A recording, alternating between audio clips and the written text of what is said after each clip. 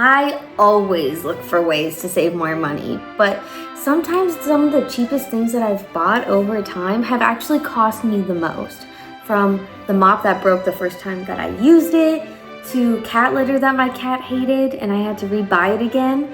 Today, I'm going to share with you the top 10 things that I regret buying as a cost-conscious accounting girly, so you can learn from my money lessons and mistakes in your future purchasing decisions. If you're new here, hi, I'm Savvy Little Haley. Welcome to my channel, where I, as an accounting girly, share with you ways you can prepare for the future from a place of opportunity while living in the present. If this interests you, please subscribe and let's go get into the video. I'm going to be breaking my regrets into 3 different buckets. First, research gap. Second, emotionally led purchases. And third, not sustainable purchases. The research gap bucket category consists of purchases that I regret because I didn't research enough better alternatives, because I bought in the heat of the moment. I needed the item and then I bought it without even thinking twice. But now I learned to think twice. First item on our list is face soap that didn't fit my face type. At the time when I first went to Target and bought face soap, I didn't think anything of it. I bought the face soap that was first recommended to me by the salesperson, and it did the job and I didn't think anything of it. But over time I got acne. It wasn't until I talked with my sister, who's really makeup, skincare driven, where she taught me that there's different skincare types and how to cater it to the skin that I have, which is mixed. Half oily, half dry. And ever since I followed her advice and used the skincare that she recommended, my acne cleared up. Now, this is not an ad for skincare or anything like that, but it's research what is good for you, what fits you. Not all face soaps are built the same, and I learned that one. Second item on our list is cat litter that my cat hated. When I first got my cat was not very picky about anything. And wasn't picky about toys, wasn't picky about the food that he ate. But when I went to the store because he ran out of cat litter, I just bought the first thing I saw on the shelf, not thinking that my cat was actually pretty picky. When I used it and brought it home, my cat refused to use it.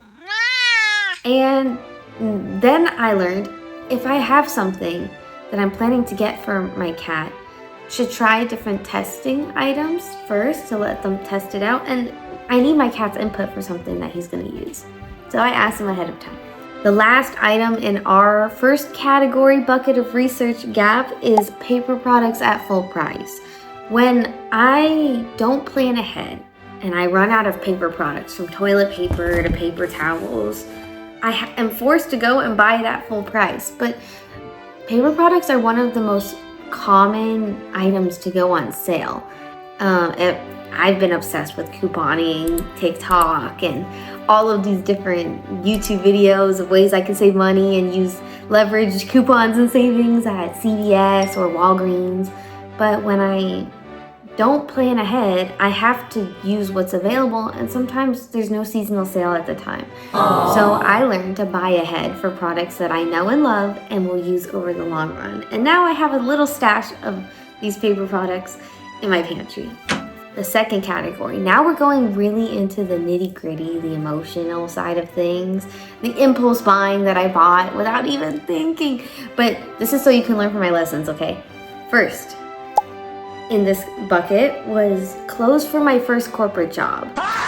This was led by imposter syndrome. I had just gotten out of college. I wanted to be professional. I wanted to show that my hard work over 4 years, prepared me enough. And I wanted to go into my first job looking as professional as possible, even though I was new in the field. Anything to signal that I knew that what I was doing.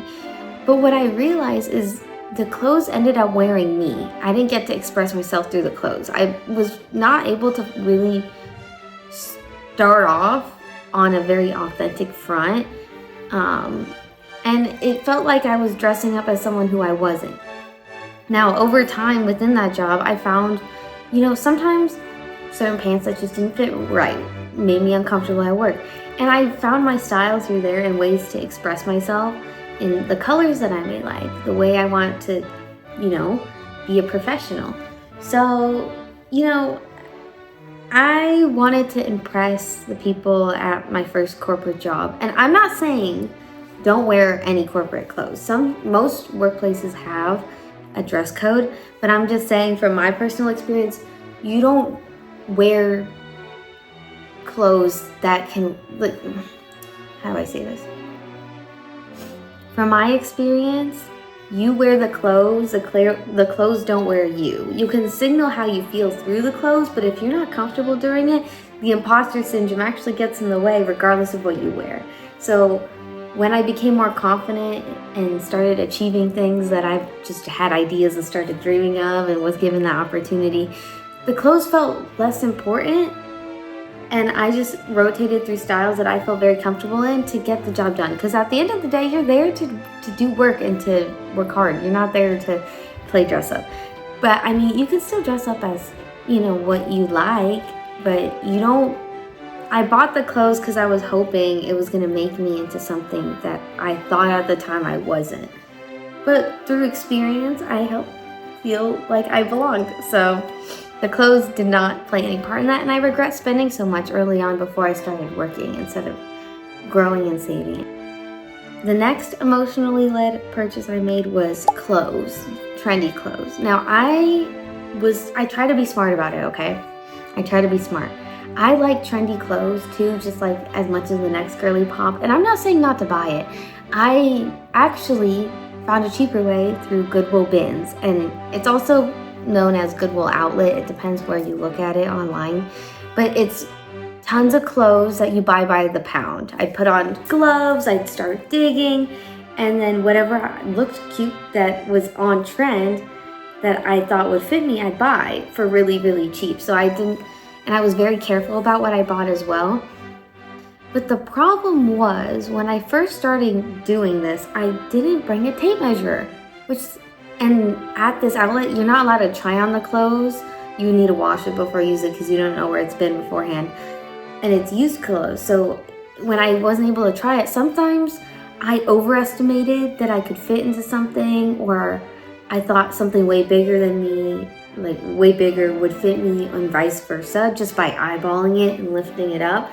And because I had mismeasured these items, because I couldn't try them on, I ended up redonating it. So even though it was really cheap, it actually costed me money and I didn't get to use it. Now, when I go thrifting, it doesn't matter if I get to try it on. I bring a tape measure because it saves me time going into and out of the dressing room as often, and I can only I'll be able to bring things and understand my sizing way better and to focus on the good finds. So that one was emotionally led. I wanted to be trendy. I took steps to make it cheaper, but it still didn't work out until I got a tape measure. And the last item in emotionally led purchases, I fully meant to buy this, and it was for an emotional reason. At Costco, there was these big packs of ramen, okay? Wrapped in the big packs of ramen was a design from a movie from Netflix that I liked watching. And I have been really into this topic for a very long time.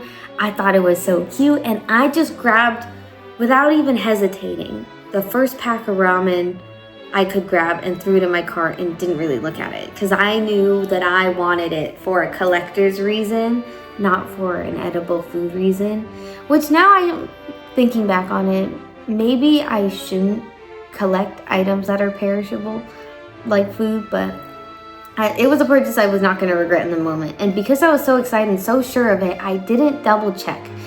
When I went home and took the packaging apart, I realized I had brought home the one bulk ramen that did not have a design on it. I just assumed and saw all of the design all over in that one corner. Okay, all of them would have the design, and I just grabbed one and threw it in the cart. And because I was so excited and so sure, like, oh, I'm not going to regret this, I didn't double check.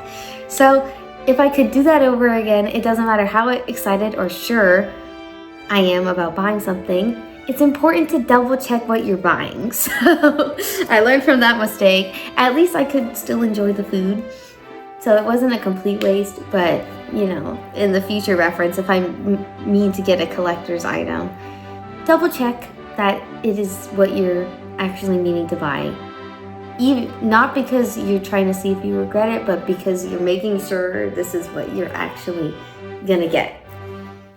Which leads into our last bucket, not sustainable. The first item in this list was something that I bought thinking it would last me a long time, not understanding quality, and it didn't. For my first apartment ever in college, I bought a ton of new stuff and I wanted to save money as a cheap college student. So when it came time to buying the cleaning materials, I bought a cheap mop from the dollar store. It was a plastic tube and then it's screwed on the bottom of the mop, and I would mop that floor with it. The first time I ever went to use it, when I put it together and I tried to mop, it snapped in half. Aww. And I joke about this with my partner, right? With my boyfriend. I joke like maybe I'm just that strong, but the truth was I spent $2 on a mop that broke and was bad quality. And I had to go back again to buy another mop. And this time I didn't skip on quality. I just learned for tools that you plan to use over and over and over again, don't get the cheapest item. And if you could get something that's cheap if the materials are more durable. For example, instead of like a plastic tube, let's say it was metal, and I got it at a good discount, that I would consider is probably more worth it instead of buying it twice. Next up, this one is a little controversial. This one is not an item that necessarily did anything wrong to me. This item is actually commonly used, so it's actually kind of surprising. And it's a laundry basket. Shocker. Most people have laundry baskets. So what I learned is one time I went to IKEA, okay? This is not sponsored. It's like a furniture store. And I love the bags and they let me hold all the items in. They were massive. They were like $3 at the time. And I brought one of those home, and this IKEA bag has helped me move.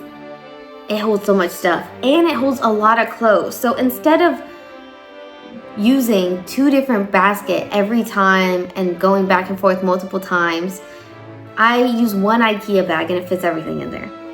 And this is a smaller one. There was a bigger one too that zips up, but I only need the smaller one. So it actually makes the process of doing laundry for me easier because I transport it, it holds it all in one. So it ended up being more efficient for me just in how I do things. So don't judge me on this, but I just learned in my workflow that an IKEA bag works better for me than a laundry basket. Next up, an item that is not sustainable is an air purifier that didn't work. So the story about this is it was 11 p.m. on a school night I was in college and I was tired and I got crazy allergies, okay? And I had crazy allergies, I was not feeling well. So I went to CVS and I bought the first air purifier I saw. It was on sale, so I thought, oh, it's meant to be. I brought it home and it didn't turn on.